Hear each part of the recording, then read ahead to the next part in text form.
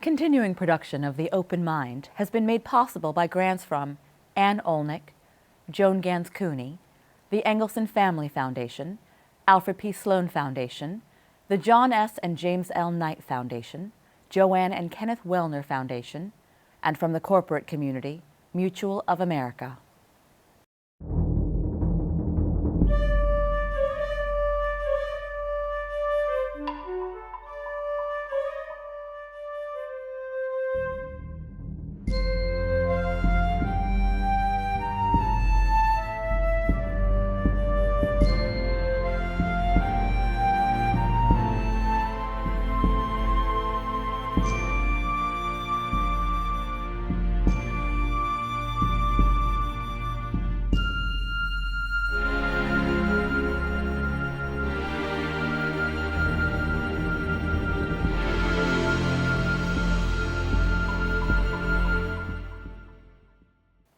I'm Alexander Heffner, your host on The Open Mind. Since the 1950s, the Newport Jazz Festival has offered a reliable read on the spinal center of jazz. That's what the New York Times reported in this year's write-up of the annual event in Rhode Island. The review notes that the spinal center is evolving into a more youthful sound. Beautifully exemplifying the new era is soulful trumpeter Theo Croker, an adventurous musician hailing originally from Florida, Leesburg. Croker returned recently to the United States after a 7-year residency at Shanghai's House of Blues. Theo Croker is one of the most creative trumpeters on the horizon today and is also one of the most energetic artists I've ever encountered. Those are the words of legendary jazz man Marcus Belgrave. His latest album, Escape Velocity, is an energetic immersion into, as spoken in the opening track's verse, our divine earthly experience to fulfill, raising our vibrations, reclaiming the peace. The time has come to transcend, and I'll ask Theo to transcend what, and when, and how. It was really magical to see you with the trumpet in Newport. Congratulations on that performance. Thank you, Alex. You were saying to me that was something else. It's great. That whole festival has an amazing energy. It's your first time? That was my first time ever going, ever playing. It was quite a rush. And I think there was an artist who called in sick and you did double or triple duty. Yeah, we did double duty and we knew about it a couple hours before we left to go. So, I mean, I was asked, and of course I was like, yeah, I'll play twice at Newport. The director of the program, I think he recounted, texted you in the middle of the night. Yeah, Danny Melnick, great guy, and he texted me, and I was like, I don't really understand because it's like 4 a.m, but yes, I'm down. And he was like, well, I was like, look, I'm down for whatever, just yes. How did you train to have the mental and physical patience for that? I guess I'm still training and constantly training. It's a lot of, you just have to stay focused on each step at a time and not get too carried away with the end result, especially in an art form like music where there really is no end result. So it's kind of coming to peace with that, and just that every day is a lesson, is a challenge. And in those words of the opening track, what are you transcending? Well, mainly that whole opening track is just it's a call to action for everybody to kind of look inside of themselves and find their best self and bring that forward so that we can all vibrate together and have a more loving, a more peaceful environment to exist in. You produced that in 2016. Yes, with the help of the drummer Casa overall. But it was quite precocious and prescient, was it not, in the climate we live in today of disunity, incivility? Yeah, it was. And, discord as opposed to peace. Absolutely. And I mean, as an artist, I mean, I don't, it may not be true for all art forms, but as an artist, I feel if we're not dealing with what the society is dealing with in our art, then we're kind of missing a lot of our purpose. We should either be distracting people so they can just kind of deal with it and be happy, or we should be helping them deal with it and be happy like the situation that they're in. So trying to find a way to inspire people to move forward and come together. Instrumentally, you do that with gusto. I try. Without the words, what is the power of instrumental music, which you seldom hear on the radio today, or XM, Pandora? I really wonder if you were to email the Pandora headquarters and ask how many folks are listening to musical, instrumental. I'm sure there are stars like you and, of course, the Native American Flute Ensemble or some variety. Oh, that's cool. Kenny G. Yeah. But you seemingly bring back a vibrant tenacity that is primarily instrumental, and you retain a younger audience. How do you do that? I don't know. No, that's not good enough. You know, I mean, all sound is vibrations create sounds. All vibrations, and everything vibrates. Everything from the cup to our bodies to our brain waves. Everything's a vibration. So, you know, all the notes correspond with different chakras, different energies, different moods. All the keys relate to different moods, different feelings, and we're simply just taking that code that nature gave us with music and putting it together in different ways.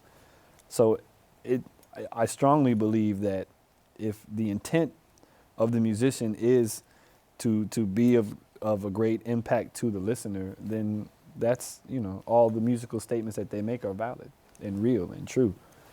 Define great impact. Well, just to have you, you know, be able to step out of like when I go to hear a great musician play, I want to be removed from my life as I'm dealing with it. I want to be removed from the hustle and bustle of the city, riding the subway, dealing with people that, you know, like some of the negative energy you have to deal with, or maybe whatever kind of difficulty you're facing in life, you know, personally or financially or at work, anything like that. I want that to all be removed for the time that I'm listening, to kind of go into like an alternate universe of just we're here vibrating and we feel good, and the blood starts to raise and get warm, and your body starts to vibrate, you know, and your soul opens up basically to the music. So to me, that's what I'm looking for with music. Well, if you can open soulfulness in what seems to be a society infected with soullessness, you're a saint. You're a modern day saint. I'm like, I possess what everybody has, and vice versa. I think everybody's capable of doing it. I don't think you have to be a musical master. Again, it's the intent. You studied here in the U.S. in Oberlin. Yes. And then you took a sabbatical, if you will, overseas, right? In Asia? I would call it an adventure. Adventure. Tell our viewers about that.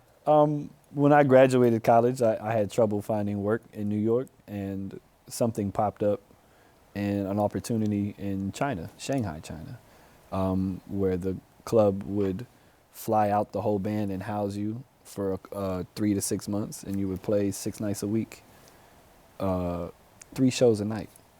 So to me, that sounded like the 50s, you know, like 52nd Street and the clubs in Harlem, Minton's and stuff, where it used to just be, they would hire bands to play for a long period of time, multiple months at a time. And that's the way a lot of the older mentors like Marcus Belgrave and Tootie Heath and Gary Bartz, that's the way they always told us how they learned how to really play this music. So those opportunities don't exist in the States that I'm aware of. So when it came up, I jumped at it. I put together a band of who was willing to go, because we knew very little about China at that time. It was 2007, so we knew very little. And we went over there, man, and they loved the music. We just played, and we ended up staying. I mean, I made a few trips back and forth the first few years, but eventually I ended up staying there for 7 years. So is jazz really universal? Jazz really is universal, and what's classified under jazz, other places outside of America would surprise most Americans. Like Stevie Wonder is a jazz musician in China. He's not a pop musician or R&B. It's not separated. They pretty much consider most black music that's not hip hop, and a lot of hip hop, jazz.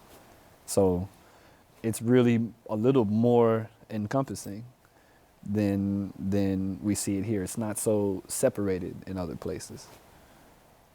Probably for the better. Yeah, I mean, we have our way of doing things here. I don't know if it's for the better or worse. It is what it is, and it supports whatever model the industry has, I guess. But over there is no industry. So when somebody comes to hear you play, they just want to hear you play. What do you mean there is no industry? There's no recording industry or radio industry other than, government run, which is actually very very eclectic, the programming, and it's very. And but there's no, you don't release an album and drop an album and compete on charts, or at least in the non-pop world. It's just it's really performance based.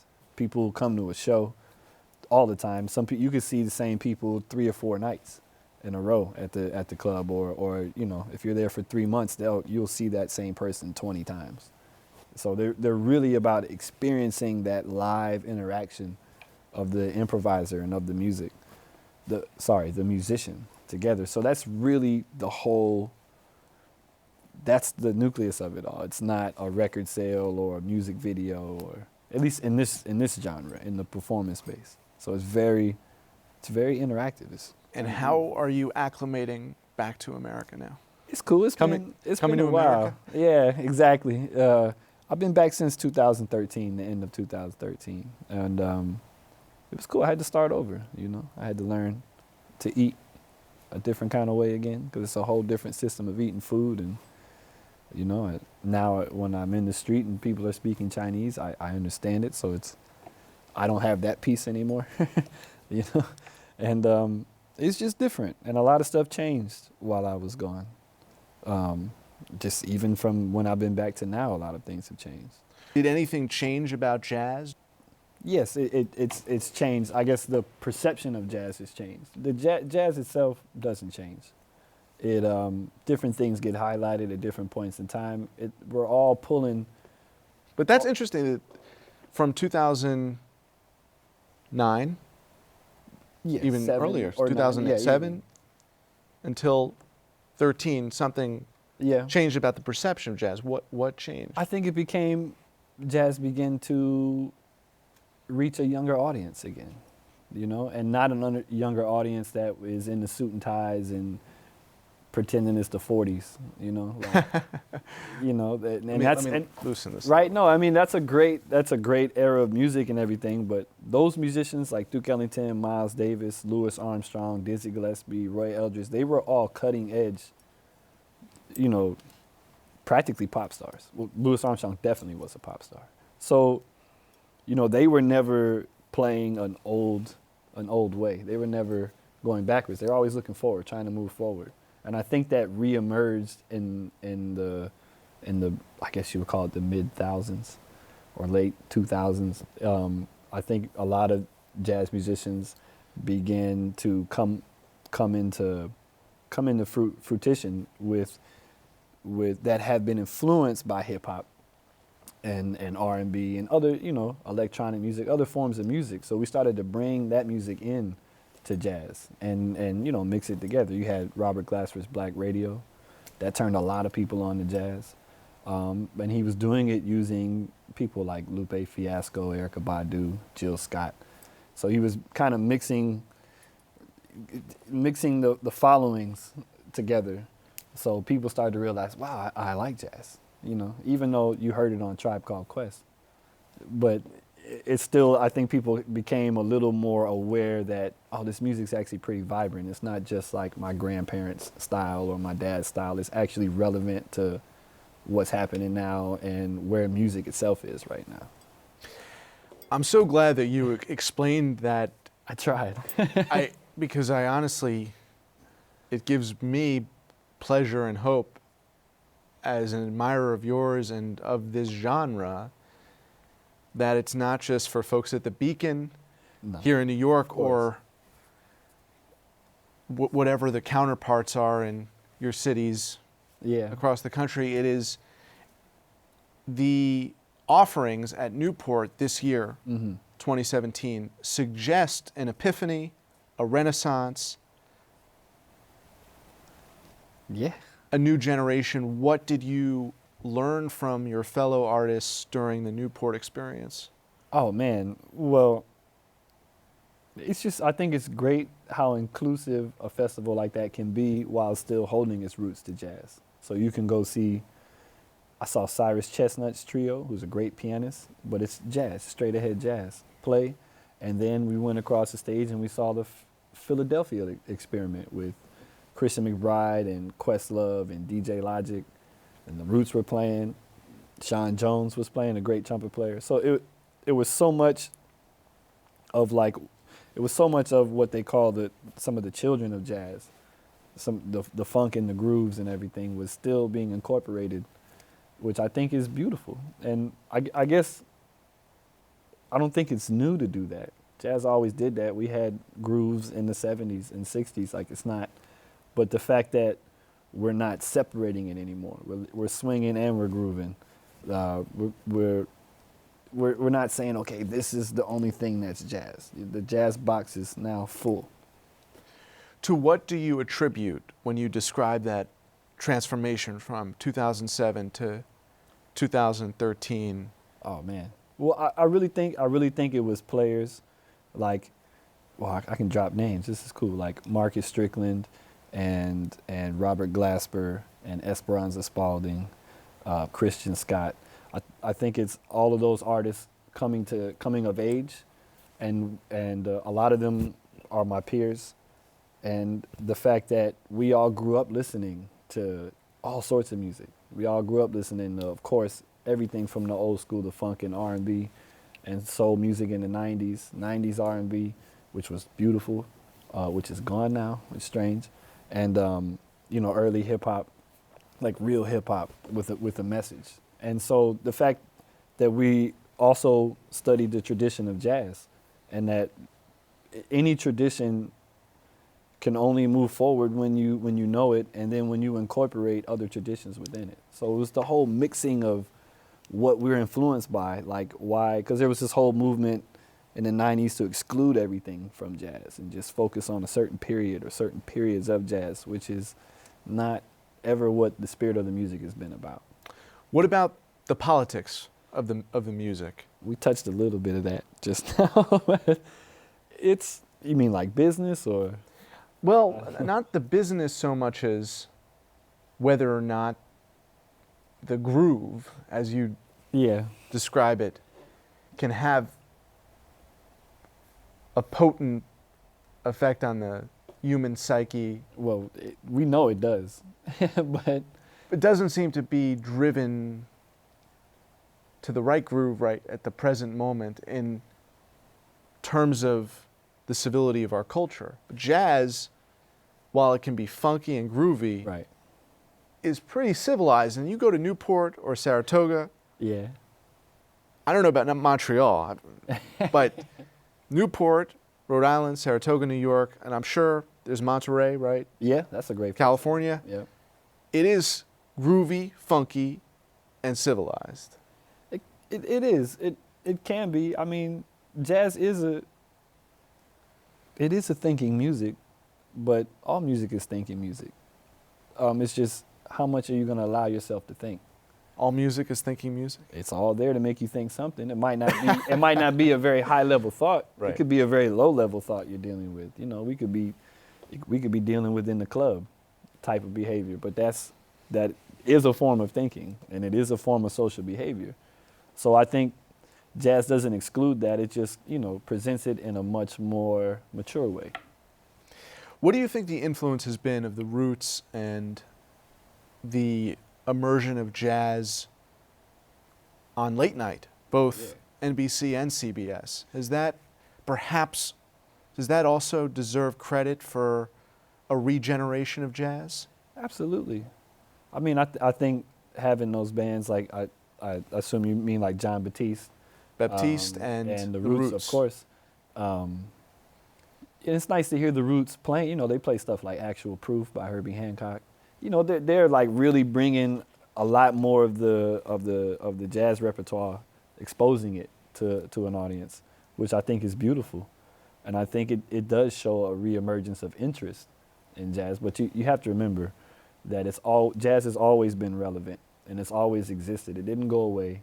The musicians we just weren't being seen or being heard, but that never stops it. You can always go to any city in America, practically anywhere in the world, and find enthusiasts and people that are studying this art form and never letting it go.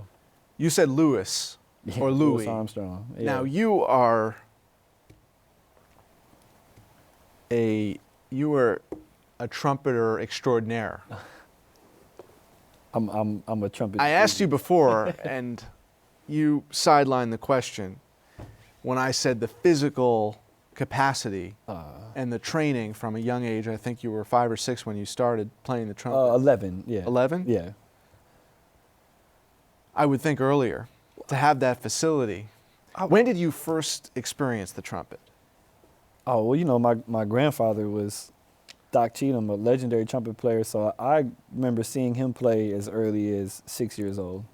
And I always loved music and was always, you know, as a child, I was quite active, we could say. So you could never get me to settle down to focus on one thing.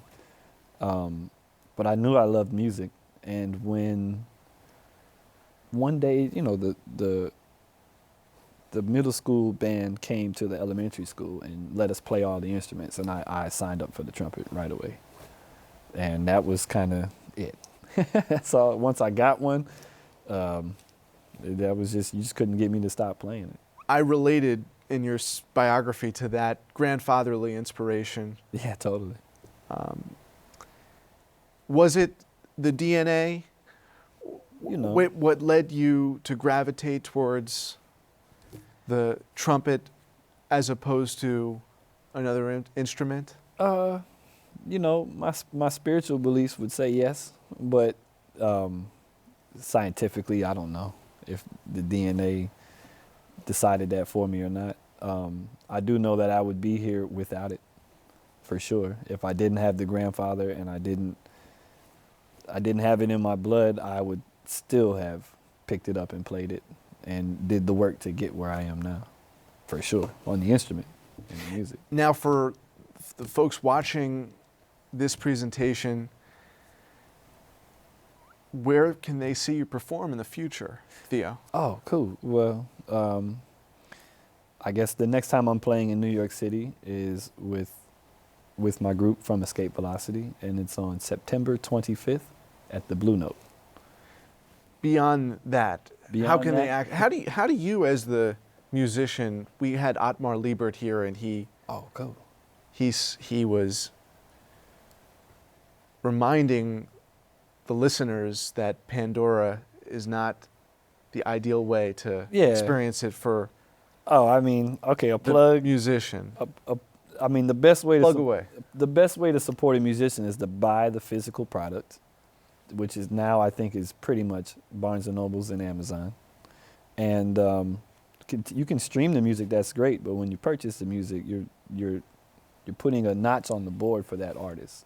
Where do you want to bring the impact of instrumental music where it's not being felt right now?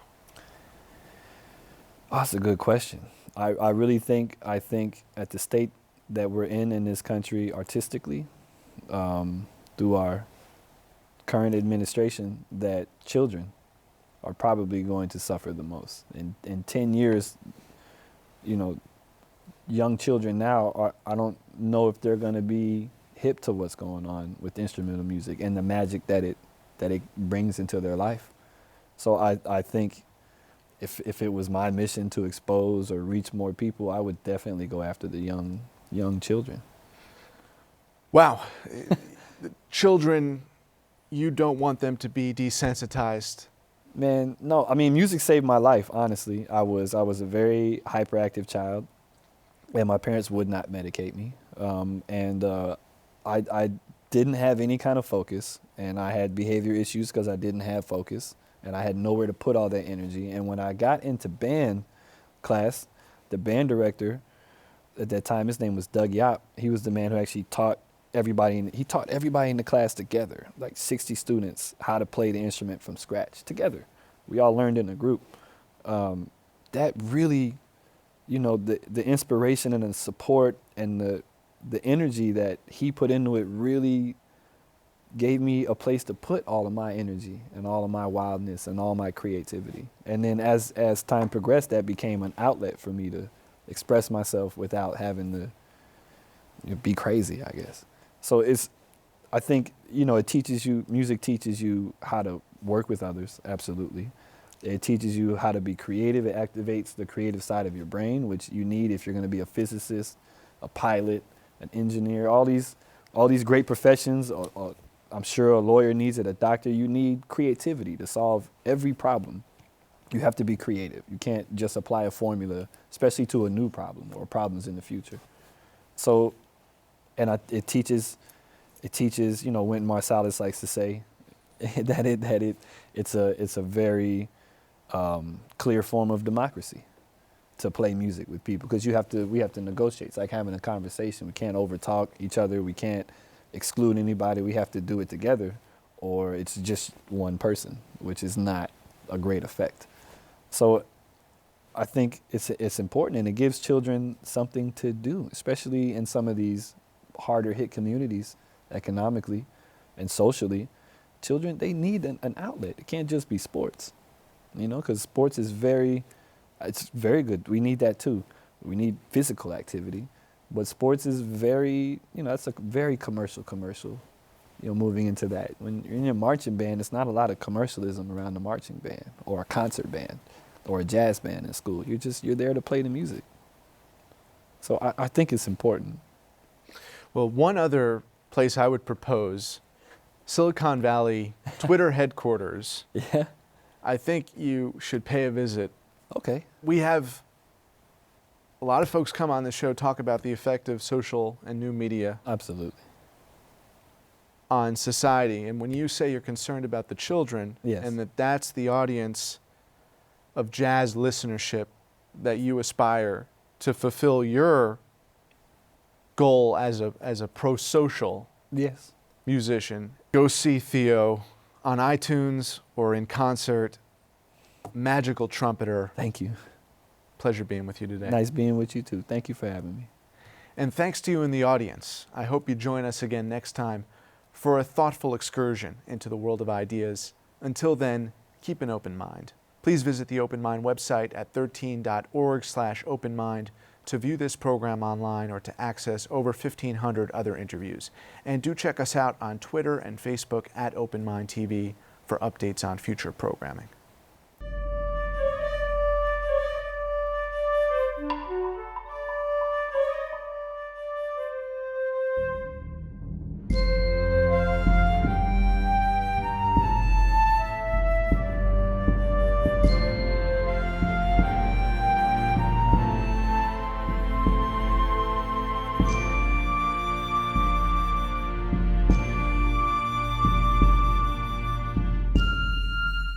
Continuing production of The Open Mind has been made possible by grants from Ann Olnick, Joan Gans CUNY, the Engelson Family Foundation, Alfred P. Sloan Foundation, the John S. and James L. Knight Foundation, Joanne and Kenneth Wellner Foundation, and to the corporate community Mutual of America.